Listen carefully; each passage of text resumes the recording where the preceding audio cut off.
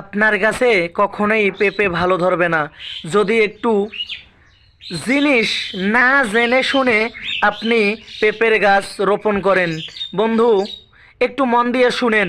যদি আপনার পেঁপের গাছে ফলন কম আসে, এই যে বীজগুলো, পেঁপেটা অবশ্যই পাকা লাগবে, পেঁপেটা অবশ্যই পরিপূর্ণ পুরাট লাগবে, পরিপূর্ণ বয়সের লাগবে। এই রকম অনেকে বলে ডাকরা, অনেকে বলে পাকা, এই অবস্থা লাগবে। আরও বেশি পাকা হইলে তবে আরও বেশি ভালো হয়। আপনারা সকলেই এই বীজগুলোকে সংগ্রহ করে এই বীজগুলোকে সংগ্রহ করে বেশ কিছু দিন শুকাইবেন রোদে। রোদে শুকার পরে তারপর রেখে দিবেন 30 ডিগ্রি তাপমাত্রার বেশি তাপে শুকাইবেন 5 থেকে 6 দিন।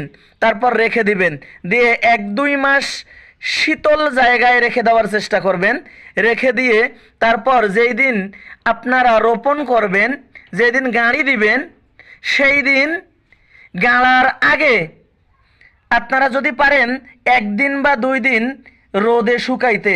আবারও যত বেশি রোদে শুকাইবেন তত বেশি আপনাদের পেঁপের গাছে পেঁপে ধরবে, ফলন অনেক বাম্পার হবে। আপনারা সকলেই জানেন, অনেকেই জানেন যে সূর্য সর্বোচ্চ হরমোন, পুরো পৃথিবীর হরমোন সূর্য। এই সূর্য যত আমরা বীজে, পেঁপের বীজে ব্যবহার করব, তত বেশি আমাদের পেঁপের গাছে ফলন বেশি হবে। বন্ধু, অনেকেরই চিন্তা পেঁপে ধরে না কেন, ফলন ভালো হয় না কেন, ছোট্ট থাকতেই ঝরে পড়ে যায় কেন?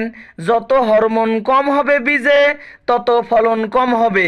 বন্ধু, যদি আপনাদের একটু ভালো লাগে, লাইক কমেন্ট শেয়ার করে অন্য বন্ধুদের দেখানোর জন্য অনুরোধ রইল সকলের কাছে।